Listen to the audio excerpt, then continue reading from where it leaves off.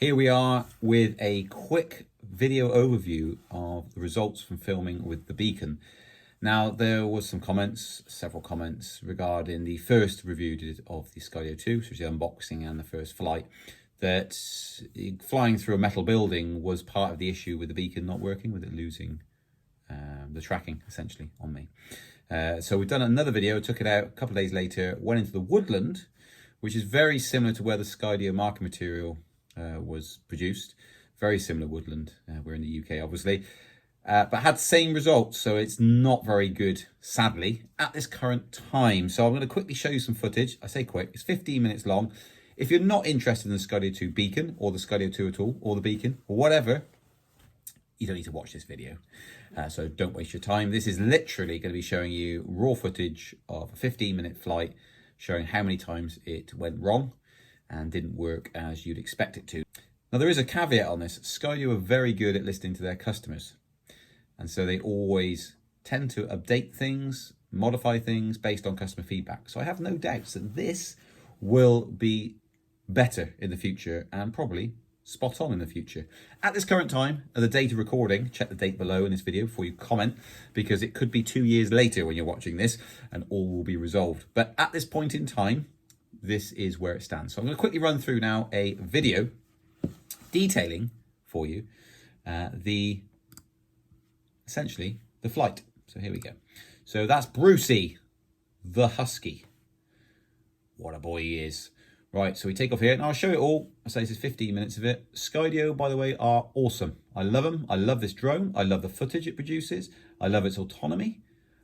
I can't fault it at all. I'm literally just reporting back the findings of the Beacon. So this is taken off with the Beacon. So worth mentioning that. I took off with the Beacon. I didn't use the app. And here we go. So it screws up in a second. You see, nice wide open path. No reason to go wrong at all. It's all good. And it's follow me. And then it goes dook like that. Oh dear, you say to yourself. At this point in time, I was thinking, uh-oh. And then it flew off into the woodlands using its awesome autonomy. It didn't hit any of these branches. It didn't screw up at all, apart from where it thought it was in relation to me. Now, as you can see from that, it just went nuts. So I'll just take it back again. All is happy. All is well. No issues whatsoever. Good stuff. Then, boom, away it goes. So what it does there, I'll just fast forward slightly. So I travel through, get stuck. I have to return. You can see me there, top right of the video, coming back with the dog. And I then try and force it to come back through. Now there is, I didn't mention this in the original review because I was a new hands-on person with the Beacon. But there is actually a functionality within that Beacon to turn it into steering mode, which I'll go through later in a separate video, and then drag it back in. That was me trying to wand it back, but of course it was really wedged in here. Now I must say that this autonomously worked its way out of this woodland. This is not me controlling it manually. This is just doing its own thing as I moved off. So I resolved the tracking here with it, with me just moving off with the Beacon, and it pulled its way back out again. So off we go, and I've pressed here, follow me in front, which is a function on the Beacon. So I turn it around. So that's follow me, all good, no problem at all. Most of this video is it follow me, basically, not leading, as they call it, but actually following me. Then I bring it back over again. So that worked fine. And then the tracking picks up. It is awesome. So I'm in frame. That dude there, who I know, is in frame. It's all looking good. Good old Brucey, look. He's running along. I'm just talking to him there, trying to get him to pick up speed. And we're just trying to push out the speed on this. But obviously, even then, we're probably only doing, whoa. And there we go again. So similar thing. That goes up into the trees. And I'm well out of frame. So I've stopped again, thinking, what the heck? And what seems to happen, to be clear, is that actually stopping doesn't necessarily help you get it back, because obviously you've stopped, so it stops tracking you. So you've got to keep moving to a degree, as we'll find out later, because I test that to the max a bit later on. So it's filtering its way through, and you think this is all good. You think it's back on track, boys. Here we go. But then it goes, tell you what, I don't really fancy that. I'm going to go around this, and then I'm going to go through here, because that is what I like to do. I like to show off my autonomy. Bless its little cotton socks. So off it goes, Getting some really nice views of the trees. At this point, I'm going, oh my goodness, and you can see why, because it just missed some branches there. Oh my goodness, there's bound to be something smaller than a ½ inch in there that is going to become a cropper on. But it doesn't. It comes back through again. All good. So that was a bit weird, but still, nonetheless, it was tracking then.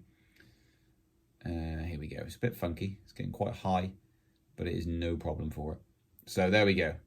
We are back on track. So let's just zoom this along a little bit. It's all tracking, all fine, fine, fine. I brought it around to the slight side follow. And then we come up through here. So we've had 2 screw-ups in 5 minutes. And so somewhere up here, if memory serves me correct. By the way, I've already done this video once, spent over an hour doing it, and the footage corrupted. So I'm doing it again. This is the second time I've been through this. So we go through here, but a couple of days later. Up here somewhere, it just decides to just go wrong, basically. So we go up here, I think we go up into the open, and then it just does the same as it's done before. It just goes woof and looks left. Where are you? You do it somewhere up here. There we go. So now it's decided to look left. I have no idea why. We're not going very fast. This, of course, scared me a little bit because it goes straight up into a tree. And then I carried on going forward. So I'm dragging it here by moving forward. And eventually I just stopped because I thought this is ridiculous. It's dragging it through, but it's just facing left, of course. It's not facing the beacon anymore. It's given up on that. And it just knows that I'm going that way somewhere. So there we go. Can't really say a lot here, can I? It is just facing this way. Frustrating to say the least. And I'm trying to drag it along to get it to come back round. So I'm carrying on at this path. I'm just out of shot here on the right hand side. And it is really, really insistent on looking. There I am. Yay, there I am. Really insistent on looking left. As if it's like, oh, that's so close to those trees. As if it's like, well, I know you're to the left. I just can't find you. So off it goes, up and over. Beautiful. Look at that. Lovely shot. Nice shot of the woodlands there. But as you can tell, it's quite a long way from me. And it's just kind of keen on staying on the left and keeping me on the right of the frame here at this point in time. And as you can see, it sort of gives up again. There we go. And then it goes left. And now it's back to front. Lovely shot of the woodland. It has to be said. But it's just back to front. And it takes a lot to get it come back on me. And at that point, it then gets into these trees. It works its way out. I mean, this is worth watching. So it's still screwed up here. So at this point in time, it's got me in frame just. Then, of course, I go under this other tree canopy. So now we're into some small, just a couple of trees really, side by side. I go up and under. There's plenty of room under there. I've flown the R1 under there many a time. Now, this here is amazing. This is brilliant, this autonomy. So it's stuck. So it goes, I'm going here. No, no, no. It's making all these decisions very quickly. Up it goes again. So it keeps elevating itself until it can get up and over the obstacle as I'm moving forward. I think that's brilliant. So it sees a gap and it goes for it. Flies up and over. So you can see how high it is. Really, really high. That is awesome. That's brilliant. And so it flies through here. No problems at all. So we're whipping through here. Now we're 8 minutes in. So we've had 3 screw-ups in 8 minutes, is it? Or is it 4 screw-ups? 4, really. Because one where it's flying backwards, not facing me. Here we go. So it's working through. This is good. This is tracking the beacon. More or less center of frame. Now, I've gone really slow here because it's so slippy. And a husky's always like to pull. If you've got a husky, he's a good boy. But you can easily pull you off electric unicycle. Brilliant way, by the way, of running a husky. So, again, and in a minute, so it comes up, down through here from memory. Comes out, it goes into a clearing. Now it's all clear. There's no stress for this thing right here. And in a second, it goes nuts. There you go. No reason why not. So now it is actually going off. It doesn't see me, doesn't track the beacon. At this point, this is where I'm testing now, just to pause it to be sure. At this point, I think to myself, I can hear it's gone wrong, because audibly I know I'm getting further away from it. I'm going to keep pushing forward and see if it sorts itself out. And as I'm traveling up forward, it then emits a sound, the beacon does, says connection lost to vehicle, something along those lines. And it says returning to, and I can't quite exactly remember the right term. It's like turning to landing or returning to land. And I was thinking, oh my goodness, I can no longer hear it because it's too far away. Is it going to try and go back to where I first took off? And so that scared me a little bit. I don't know the answer to that yet. I'll have to do some more testing on that, or someone might already know what happens at that point. But anyway, so it was over here. I had to come back and try and find it, which I struggled to because I was so far away. Here's me returning, thinking, oh, you're up in that tree there. Hello. I get it back round. I get it back on target, and off we go again. Just to fast forward a bit. So, right, so now we're 10 minutes in. I'm trying to just skip it forward slightly for you guys.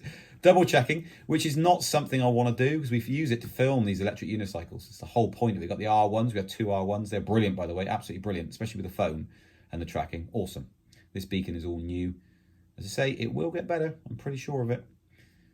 But what you don't want to do is keep looking back at the camera. You just want to get the shots you want without staring at the camera to make sure it's actually doing what you want it to do. You need that comfort of it just doing its job. And the beacon was supposed to solve all this. This is what the thing I was thinking. It says it doesn't matter if it loses visual of you because it knows where you are. It'll fly up over the woodland for as long as it likes and then come back and meet you once it tracks you again. So, yeah, there is that. Now, again, we're in the open here and it decides to go to the left in a minute. It goes into the opening in a second, goes up in some opening, and then boom, looks down. Flies backwards this time slightly, and then it heads forward. And now, as you may have seen, there's a massive bank there. So there's a bank to the left. It's quite steep, can't really tell it because it flattens it out because of the height. And then it does that. So we're in an opening there. There's nothing to confuse it. That bit is, but this bit is now open. Open, open, open. Nah, I've had enough, thanks very much. And it goes to the left and back, and then it goes forward. It tries to fly into this bank. As you can see, very, very close to the bank. It's trying to climb up this bank now and go back somewhere I don't know where. So at this point, I was pretty worried. And so I manually controlled it, and I get it back on track in a second, and it starts to follow me again. So that's after sorting it all out. 12:47. Here we go. Right. I think we're on it. I think that's it. Not sure. We'll see in a second. So this is just a demonstration video. It just screws up. Yeah, no, that's it. So it's back on me now. 13 minutes, 16 in. And we've had 5, 6 screw-ups. And so we get back on it again. Just riding along, enjoying life. Have to keep checking it because I'm not sure anymore whether it's doing its job. Always trying to listen to make sure it's the same sort of sound signature so you know it's behind you. Having to keep looking behind. Oh, and there we go again. At this point, to say the least, I was getting pretty fed up. Thankfully, the beacon doesn't catch any audio. It does record an audio file, but no... Well, it records a file of some type, but there's no audio on it. It records 2 tracks. The Skydio records 2 tracks, should I say. Onto the SD card, micro SD card. So now it's really climbing the bank. You see the angle of those stones? That's how steep it is. So it's trying to go up this bank. And this was concerning me because it was quickly, as you can see, scattering across this bank like a wild injured animal, trying to climb up and over. And at this point, I have to stop it by pressing the stop button somewhere. And I bring it back down again, manually. And at that point, basically, I've had enough. So I bring it into land, essentially. I've kind of lost my patience with it at this point, thinking this is not reliable enough to bring through woodland. Quite open trails, you can see. There's tall trees either side, but so my experience with this, I've got 2 R1s, had them from probably just over a year. Done really, really well with them, been brilliant. This is not a slight on Skydio at all. It is awesome. The Skydio 2 is awesome. It really is. The autonomy is great. The beacon is lacking massively. I still recommend, if you're going to ship it outside the US especially, you might as well lob this in the packet. If you've got the money to spend on it, put it in. It almost completely convinced it will definitely get better. Skydio will improve it, and it's worth having in your bag. Open ground is probably going to be better if you're not going through woodland, but then really you've got this because in complex environments, when it does lose sight of you, you kind of want it to be able to track this. That's what this is for. If you're in open ground, it's never going to lose you if you're using your phone because that thing will stick to you like mud, basically. The R1s have been awesome. They've been spot on. And the Skydio 2, out and about, locked onto you with the phone, is awesome as well. Now, there's another way you can do this. You can also log on with this and your phone at the same time to get the best of both worlds. But there are other videos out there with people doing that, having the same issues as you're seeing here and experiencing here. So this is nothing to do with metal buildings. There's no interference here at all, unless you're calling trees interference, which their own marking material said that you should be able to do this. The guy on the one wheel riding through, you know, he's doing curved paths, and the Skydio loses sight of him because of the overhanging canopy of the trees, and it gets up really high, follows him over the top of the trees and on, and it's just sweet. And that really won me for this beacon. Skydio 2, as I say again, this is not having a go at Skydio at all. I'm pretty sure they're going to improve it. With the drone following with the phone and the controller, both of those are awesome. This is great when it works, but it's not reliable enough at the moment. Do not head into an environment where there's loads of people around with this, or a place you might lose your drone, because there's a chance it's going to go horribly wrong for you. So just to bear in mind, it's just literally an update. So it's an answer to the question, was it really? Was it the metal building that caused the issue? Or people coming to the conclusion it was the metal building and everything else is fine as long as you don't throw it through metal buildings and canopies. Everything will be fine because you won't get that interference, like a Faraday's cage effect, I suppose, that sort of idea. But as this video shows, in Woodland, it does the same thing. And I was confident it would do. When I took it out, I thought, this is going to screw up. I didn't think it would quite screw up as badly as it did. But there we go. So the procedure for actually starting it, so from the point of view of usability of this, its connectivity is spot on. As you've seen, if you haven't watched the first Skydio review, this is not going to make any sense to you, so you might as well watch that. But you literally plug that cable in, USB-C to USB-C in the drone, and it pairs instantly. You boot this up, it does GPS, lookup, etc., connects to satellites, and then you can connect straight to Skydio, and you can take straight off. You just press and hold the button, it says taking off in 1, 2, 3, takes off, counts you down. Very, very user-friendly. It's intuitive. It's great. It's brilliant to hold. It's the right thing. You can put a lanyard on it. Everything's spot on. There's just a slight issue at the moment, which I'm sure they're going to resolve. So thank you very much if you have been for watching. Please like and subscribe to this video for more Skydio 2 stuff, because it's going to be coming, and it's going to be real life gadget reviews, hands-on of this stuff. No bull, not sponsored. Have to pay for all myself, pay for the heavy import charges and the heavy shipping in. We use it for filming product reviews. It's worth expense. It's a cracking piece of equipment. I would fully recommend it. If anybody said to me, should I get it? Flipping well, get it. If you've got the cash to splash, then get it. But this, question mark hanging over this, hopefully it will improve. I will keep you guys updated. So subscribe, hit the bell notification. Thank you very much for watching. If you've got any questions, comment below. I'll try and answer them. Don't have a go, because obviously I'm doing this on my own time, my own efforts, at my own cost. It is just trying to be informative with the Skydio 2 stuff. And Skydio, if you're watching, how awesome would it be for you to have a quick look and come back with an answer why you think it's doing this and the best way to get around it if there's a workaround. And just for caveat, I was using the latest software and firmware, etc., fully up to date as of today's date. Thank you very much, guys, for watching, and I will see you on the next one.